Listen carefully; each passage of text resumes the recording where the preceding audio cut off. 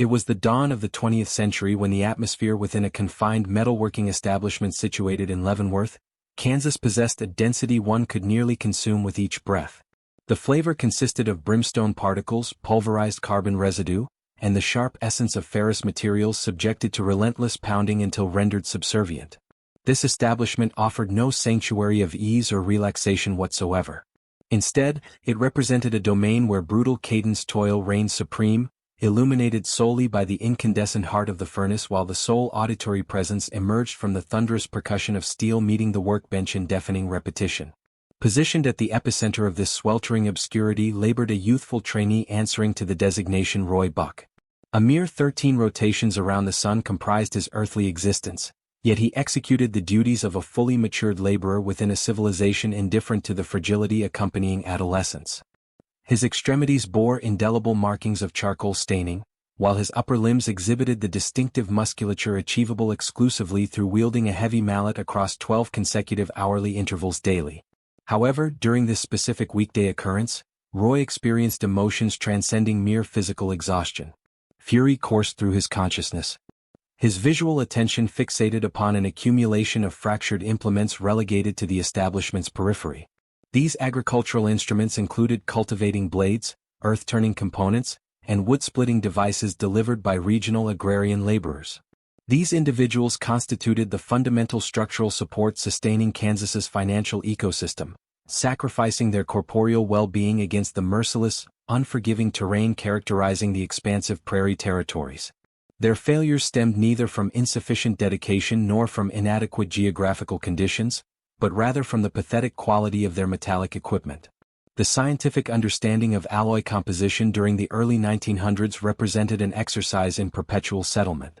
Excessive rigidity transformed the material into something resembling fragile transparent silicate. Encountering subterranean mineral deposits during field work resulted in catastrophic shattering. Conversely, insufficient firmness guaranteed bending and edge deterioration within mere 60-minute operational periods. Agricultural workers remained ensnared within an endless circuit of mediocrity. Morning sharpening rituals proved futile as midday arrived with edges curled backward, rendering them as ineffective as eating utensils for their intended purposes. They confronted terrestrial challenges equipped with inadequate weaponry. Roy Buck observed these cultivators arriving, their countenances bearing the exasperation characteristic of individuals unable to rely upon their equipment. He harbored profound, simmering bitterness toward the substances he found himself obligated to manipulate. He embodied perfectionist tendencies within an epoch satisfied with merely adequate outcomes. He comprehended that an ineffective cutting implement represented far more than simple inconvenience. It functioned as a criminal entity. It pilfered temporal resources. It stole kinetic energy. It robbed agricultural yield of its monetary value. His optical focus transitioned from the damaged plowing apparatus toward an alternative accumulation of discarded materials positioned adjacent to the cooling container. This collection comprised abandoned equine hoof rasps. These substantial, aggressive abrasive instruments served to reduce the keratin foundations of horse extremities. Their construction utilized elevated carbon content metallurgy, extraordinarily rigid material capable of penetrating hoof keratin as effortlessly as cutting through dairy products. Yet simultaneously they constituted refuse. Once the serrated protrusions degraded through utilization, the implements became worthless. The alloy possessed such brittleness that reforging attempts into alternative applications resulted in fragmentation into numerous razor-edged fragments. To alternative metalworkers, these deteriorated abrasives represented garbage destined for oxidation within the mud behind the establishment. Roy perceived alternative possibilities. He recognized latent capacity imprisoned within a fundamentally flawed container. He retrieved one rasp. Substantial weight characterized its physical presence. It possessed undeniable heft. The cross-hatched pattern from the abrasive dentition remained discernible, a spectral reminder of its previous functionality. He contemplated whether methodology existed to domesticate the fragility without sacrificing the hardness. He wondered whether this industrial waste could undergo transformation into a cutting edge maintaining perpetual sharpness. Experimental procedures commenced. This investigation bore no resemblance to scientific inquiry conducted within sterile laboratory environments featuring pristine garments and specialized heating equipment. This represented alchemical practice executed amidst soot-laden conditions. Roy labored covertly, remaining after the master craftsman's departure. He thrust the deteriorated rasp into the furnace's core. He monitored the metallic coloration transformation, transitioning from lifeless gray toward profound, volatile crimson. Subsequently it achieved brilliant, blinding amber luminosity. Most metal workers judged thermal levels visually, employing approximate estimations grounded in accumulated experience. However, Roy pursued something extraordinarily specific. He sought the molecular instant where the alloy surrendered its resistance. He extracted the luminescent rasp from thermal immersion and initiated hammering procedures. He eschewed the thousand-fold compression techniques characteristic of Eastern swordsmithing traditions. He merely compressed it. He configured it into an unrefined, aesthetically displeasing point. It lacked resemblance to a gentleman's blade. It appeared more like an improvised penetrating implement. It resembled a fragment of sharpened debris. Then arrived the critical juncture, the cooling process. Excessively rapid aqueous cooling would induce thermal shock, fracturing the elevated carbon alloy. Excessively gradual atmospheric cooling would induce softening. Roy selected lubricating fluid. He immersed the screaming thermal metal into contaminated motor oil. The establishment filled with caustic white vapor as the lubricant boiled surrounding the blade, sealing carbon within the ferrous matrix. Yet completion remained distant. The blade now possessed hardness but retained brittleness. Dropping it upon concrete flooring would induce shattering. Tempering became necessary. Reintroducing slight forgiveness into the metallic structure became imperative. He reheated the blade not to amber intensity, but to a delicate, shimmering straw-colored yellow. He extracted the violence from the alloy, preserving exclusively the strength. Upon completion he transported the unrefined blackened implement to the abrasive wheel.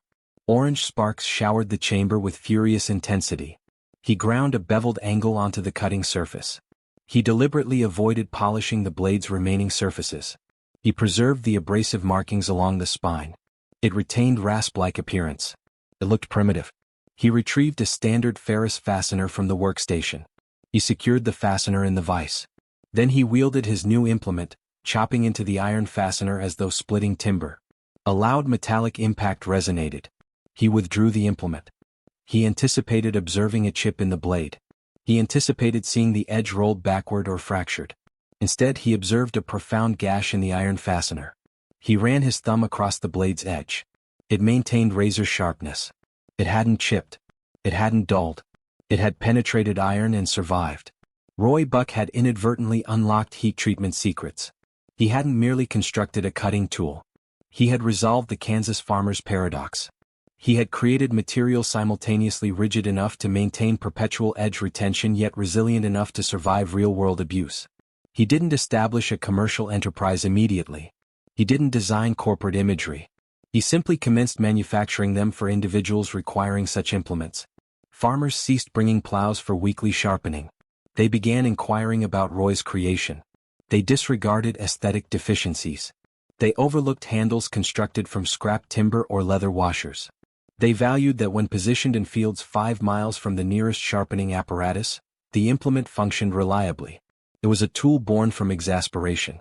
It was an object rejecting disposability concepts.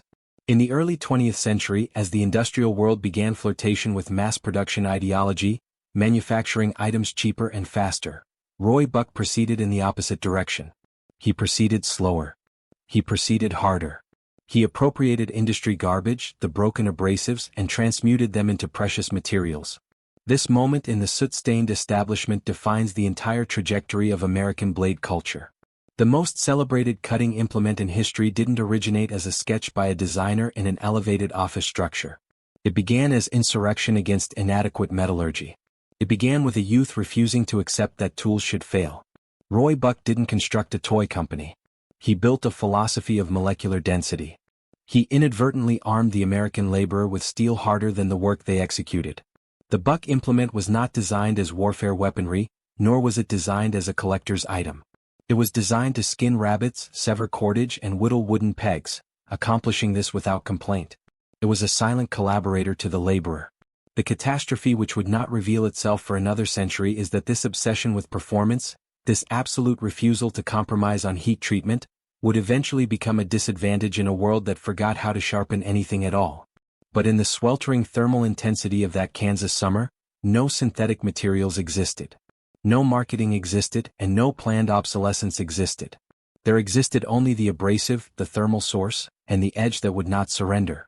The transformation from the soot-stained metalworking establishment in Kansas to the sprawling industrial facility in El Cajon, California, was more than just a geographic relocation. It represented a shift from medieval practices to contemporary methodology. By the early 1960s, the Buck family had migrated westward, pursuing solar abundance and the promise of a new American frontier. Roy Buck, the patriarch who had domesticated abrasive steel, had departed, leaving the weight of the anvil to his offspring, Albert Buck. Albert was an individual who understood that a secret is worthless if it remains concealed. The Buck heat treatment was legendary among a small circle of farmers and hunters. But to the remainder of the world, a blade was just a blade. Albert wanted to change that. He wanted to take the alchemy his father had performed in obscurity and scale it up to a level of mass production that the cutlery world had never witnessed. The factory in El Cajon was the physical manifestation of this ambition. It was a fortress of noise. It didn't smell of horses and coal. It smelled of electrical discharge, grinding dust, and the sweet cloying scent of polishing compound. The floor was a labyrinth of belt sanders and stamping presses. The air was filled with a fine golden mist, brass dust that settled on the skin and garments of the workers, transforming them into glittering statues of industry. But Albert Buck confronted a problem. In 1963, the blade market was divided into two distinct and inconvenient categories. On one side you had the fixed blade. These were sturdy, reliable sheath implements. They were strong enough to process deer carcasses or sever thick rope, but they were cumbersome. Wearing a 6-inch steel blade on your hip while operating a vehicle or sitting in a restaurant made you appear aggressive or at the very least out of place in civilizing society. On the other side you had the pocket implement. These were the slip joints, the pen blades, the gentleman's folders. They were convenient, disappearing into trouser pockets, but they were weak. They had no locking mechanism. If you attempted to do real work with them, if you tried to pierce hide or whittle hardwood, the blade could snap shut on your fingers.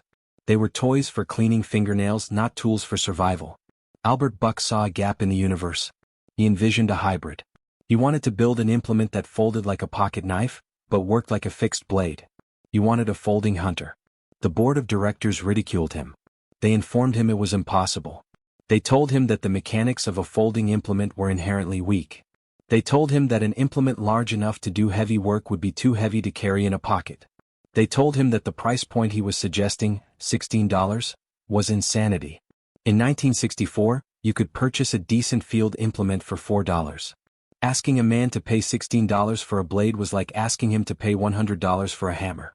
Albert Buck ignored them. He was his father's son. He didn't care about market trends. He cared about physics. He retreated to the engineering chamber and began to design the machine that would define the American assembly line. He didn't use synthetic materials. He didn't use aluminum. He used materials of the earth. For the frame he chose solid brass. It was heavy, corrosion-resistant, and it aged with a beautiful dull patina. For the handle scales he chose Macassar ebony, a dense, dark hardwood that felt warm in the hand and looked like fine furniture. And for the blade, he used the family's high-carbon steel, heat-treated to that specific secret hardness that could skin 3 elk without needing a stone. But the soul of the invention was the locking mechanism. Albert engineered a lockback mechanism that was essentially a rocker bar running along the spine of the handle. When the blade was opened, a steel lug dropped into a notch in the blade tang, locking it open with the strength of a bank vault. It didn't rely on friction. It relied on geometry. The sound it made was destined to become the soundtrack of the American outdoors. It wasn't a click. It was a deep resonant mechanical sound that signaled the tool was ready for violence. On the 18th of April, 1964, the Buck Model 110 Folding Hunter was introduced. It was a monster. It weighed nearly half a pound. It was too heavy to carry loose in a pocket. It would drag your pants down. So, Albert Buck did something else revolutionary. He placed it in a leather pouch that snapped onto the belt. The reaction was not a slow burn. It was an explosion. The skepticism of the board evaporated within months. The Model 110 didn't just sell. It became a uniform. Suddenly you couldn't walk onto a construction site, a farm, or into a hunting camp without seeing that square black leather pouch on a man's hip. It became the badge of the outdoorsman. It signaled that the wearer was a person who solved problems. If a crate needed opening, if a seatbelt needed cutting, if a wire needed stripping, the hand went to the hip, the brass snap popped, and the heavy brass implement swung out. The golden age of the 1970s belonged to Buck. The factory in El Cajon ran 24 hours daily, transforming raw bars of brass and planks of ebony into the most desired object in the hardware store. The success of the 110 changed the psychology of the blade owner. Before the 110, a folding implement was often considered disposable or trivial. The Buck 110 was an heirloom because it cost $16, a day's wages for many. It was treated with reverence. You didn't lose a Buck implement. You checked for it every morning like you checked for your wallet. You oiled the hinge. You polished the brass bolsters with metal polish until they shone like gold. You sharpened the edge on an Arkansas stone, applying saliva to the rock and working the steel in slow, meditative circles. The philosophy of the factory during this era was that the edge is the life. They believed that weight was a sign of quality. In a world that was just beginning to flirt with cheap injection molding, Buck doubled down on mass. When you handed a Model 110 to someone, their hand dropped slightly. They would look up and say, "That's a real implement." The weight was the warranty. It told you that there was no hollow space inside, no shortcuts, no air. It was solid matter designed to outlive the man who purchased it. Albert Buck had created more than a product. He had created a rite of passage. Giving a teenage boy his first Buck blade was a solemn ceremony. It was the moment a father said, "I trust you with this lethality. I trust you to maintain this tool." The boy would wear the heavy leather sheath to educational institutions back when such things were permitted and feel the reassuring pressure of the brass against his hip. It was an anchor to the real world. The El Cajon factory became a place of pilgrimage. Hunters would send their implements back to the factory, not because they were broken but to have them restored. The workers would buff scratches out of the ebony, regrind the tip that had been snapped off, prying open a paint container, and return it. The forever warranty was a moral contract. Buck promised that the steel would never fail. And for decades it didn't. The triumph of the brass fortress was the triumph of the idea that a tool should be beautiful, heavy, and eternal. They proved that men would pay a premium for something that felt real. The Model 110 was not tactical. It didn't resemble a weapon from a science fiction movie. It looked like a tool that belonged to a grandfather. It had curves. It had warmth. It was polite enough to peel an apple for a child, yet strong enough to survive a war zone. For 2 decades, the Buck 110 held the line. It was the undisputed king of the belt. It defied the logic of the manufacturing world, which constantly pushed for lighter, cheaper, and faster production. Buck stood firm in the belief that brass and wood were the honest materials of the trade. They didn't know that the winds were changing. They didn't see that a new generation was rising, a generation that would look at the heavy brass bolsters not as a badge of quality, but as a burden. The age of the tactical was gathering on the horizon, ready to wage war on the heavy, honest soul of the folding hunter. But in the golden haze of the 1970s, the only sound that mattered was the solid, heavy snap of the lockback engaging, securing the legacy of the blacksmith's rasp for one more generation. The adversary that besieged the El Cajon factory in the 1990s did not arrive with a battering ram. It arrived with terminology. The word was tactical. For nearly a century, the blade industry had been governed by the laws of the harvest and the hunt. An implement was a tool designed to process organic matter, wood, meat, rope, and leather. The aesthetics of the blade reflected this connection to the earth. They were made of materials that grew or came from the ground: walnut, bone, stag, antler, and brass. They were warm to the touch. They aged. A scratched brass bolster was a record of a life lived outdoors. But as the 20th century bled into its final decade, the culture of the American male shifted. The archetype of the outdoorsman, the quiet, flannel-wearing hunter who walked the woods, was replaced by a new fantasy: the operator. The influence of action cinema, 24-hour news cycles covering urban conflicts, and the rise of special weapons imagery seeped into the civilian consciousness. The consumer stopped wanting an implement that looked like it belonged to a grandfather whittling on a porch. They wanted an implement that looked like it belonged to a Navy commando breaching a compound. They didn't want heavy. They wanted high-speed, low-drag. They didn't want warm wood. They wanted cold, aggressive black. This cultural pivot struck the Buck Model 110 like a hammer. Overnight, the very features that had made it legendary became liabilities. The heavy brass frame, once praised as a sign of quality, was suddenly sneered at as a brick. The leather belt sheath, once the badge of a competent man, was mocked as grandfather gear. The youth of the 90s didn't want to wear an implement on their belt. It was too conspicuous, too heavy, too slow. The technological mechanism of this betrayal was a small bent piece of metal, the pocket clip. A new breed of blade companies emerged, led by innovators who saw the implement not as a tool of husbandry, but as a gadget of self-defense and convenience. They drilled holes in the blades for one-handed opening. They attached steel clips to the handles so the implement could hang suspended inside the pocket, invisible but instantly accessible. The pocket clip revolution changed the physical relationship between the human and the tool. To use a buck 110 you had to be deliberate. You had to reach to your hip, unfasten the leather flap, pull the heavy implement out and use two hands to open it. It was a ritual of intention. You only did it when you had work to do. The new tactical implements were fidget toys. You could flick them open with a thumb while standing in line at the grocery store. You could snap them shut with a wrist flick. The blade transformed from a solemn instrument of labor into a nervous habit. Buck found themselves trapped in a brass fortress that was rapidly becoming a museum. The market share began bleeding away to companies selling matte black implements made of advanced polymers. This was the second phase of the Betrayal, the war on natural materials. The new industry buzzwords were Zytel, G10, and fiberglass reinforced nylon. The marketing departments worked overtime to convince the American public that these materials were aerospace grade. They used words like composite and thermoplastic to dress up the reality. But the reality was simple. It was plastic. To the old-school machinists in Cajon, this was heresy. They knew that plastic has no soul. It has no memory. If you scratch a piece of plastic it just looks like damaged garbage. It doesn't develop a patina. It doesn't tell a story. But it was light and it was cheap. The deep resonant sound of the lockback was replaced by the hollow clack of a plastic handle hitting a steel liner. The sensation of density, the feeling that you were holding a solid object, vanished. The new implements felt like nothing. They felt like office supplies. Buck was forced to adapt. They couldn't just keep selling the 110 to a shrinking demographic of aging hunters. They had to enter the tactical arena. It was a survival decision, but it felt like a spiritual defeat. They began to produce implements with thermoplastic handles. They experimented with lighter locking mechanisms. They coated their beautiful steel blades in black epoxy to prevent glare, even though the average user was opening delivery boxes, not conducting covert operations in moonlight. But the true tragedy of this era wasn't just the shift in materials. It was the degradation of the edge itself. The tactical infection brought with it the plague of serrations. The new style dictated that an implement wasn't aggressive enough unless half the blade was covered in jagged saw-like teeth. The marketing claimed these serrations were for cutting seat belts or sawing through fibrous material. In reality, serrations were a shortcut for the lazy. A straight edge requires maintenance. You have to know how to use a whetstone. You have to understand the angle. You have to have patience.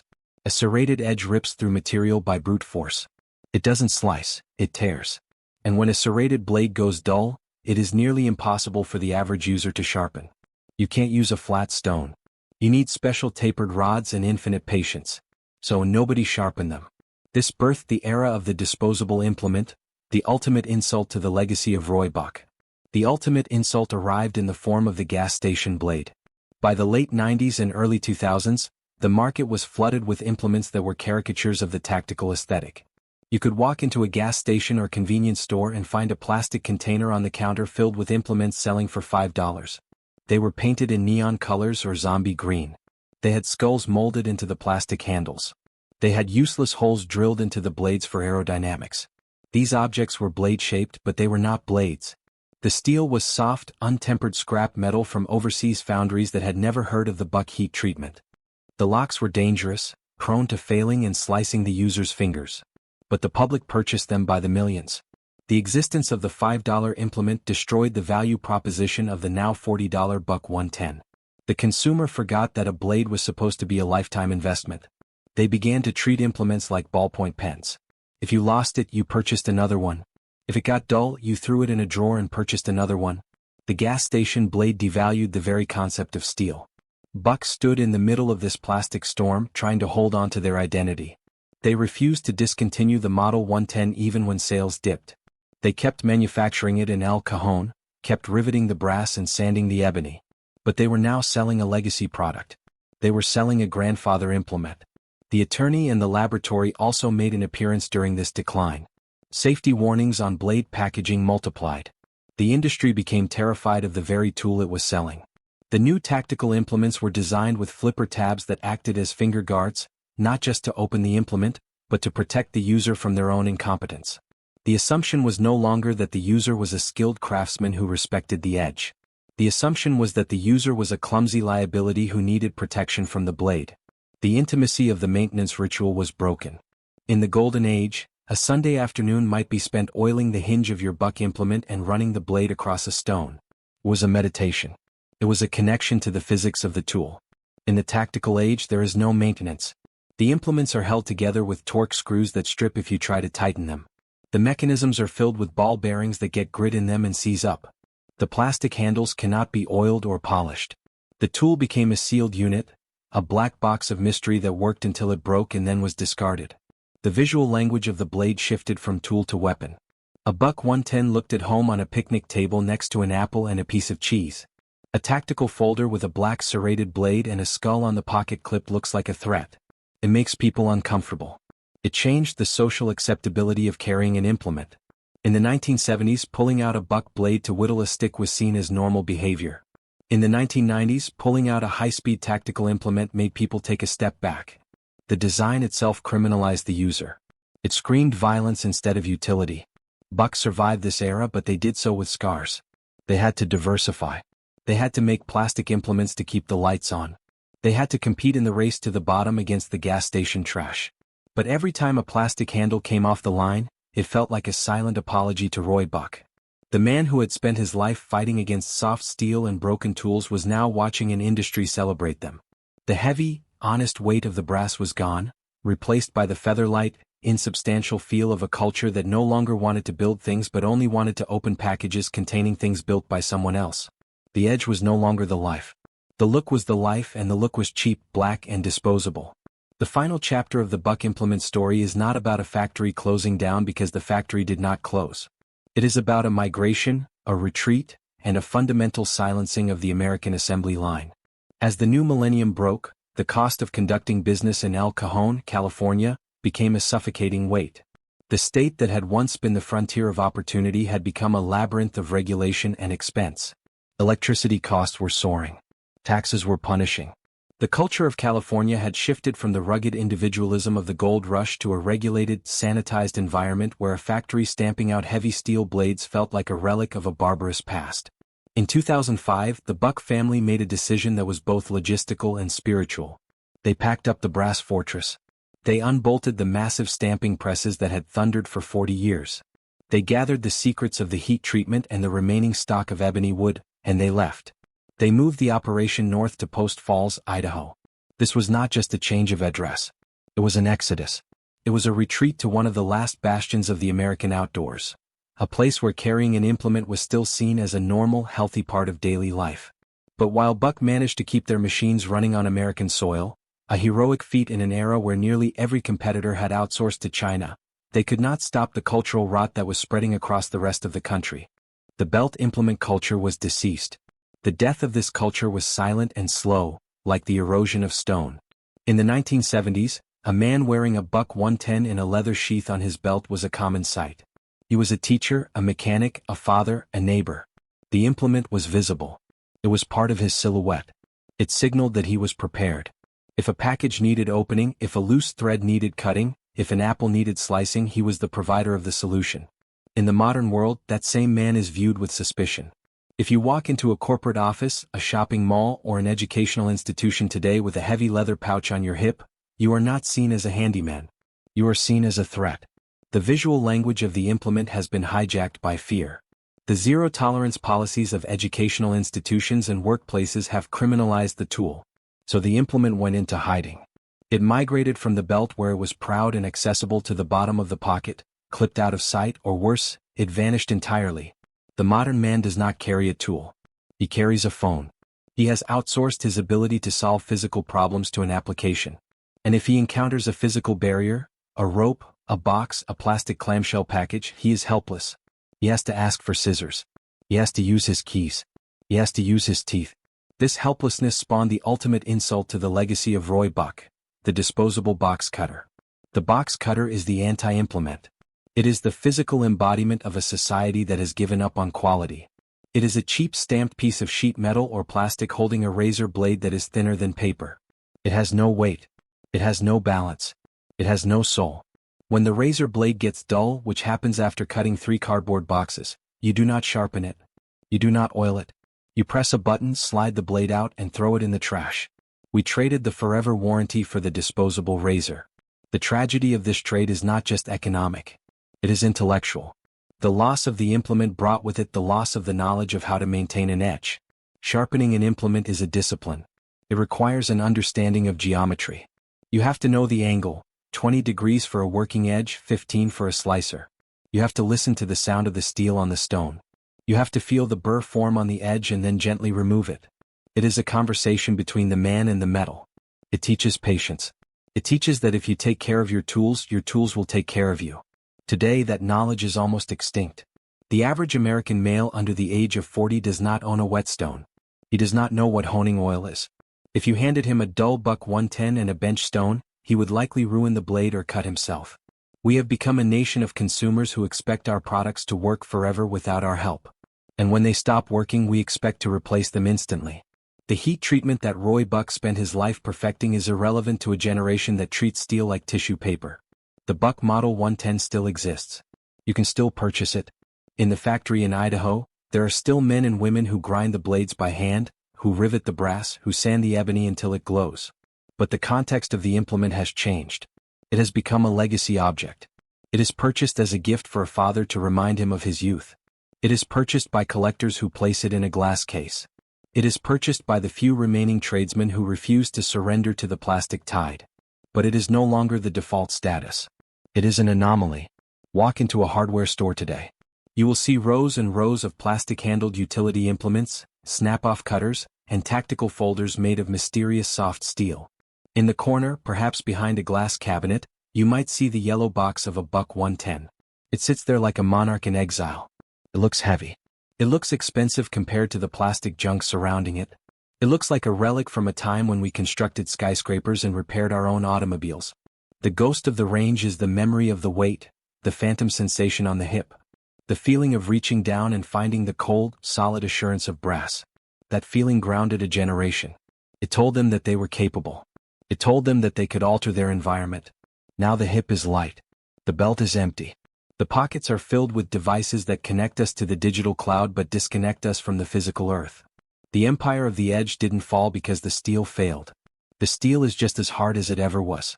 The heat treatment is still secret, still perfect. The empire fell because we got soft. We decided that the weight was too much to carry. We decided that sharpening was too much work. We decided that we would rather be harmless and helpless than carry the responsibility of the blade. Roy Buck started in a blacksmith shop transforming garbage into gold because he believed the American worker deserved a tool that wouldn't quit. His successors are now fighting a rearguard action in Idaho, guarding the flame of that philosophy in a world that has largely decided it doesn't need tools anymore. The anvil is quiet.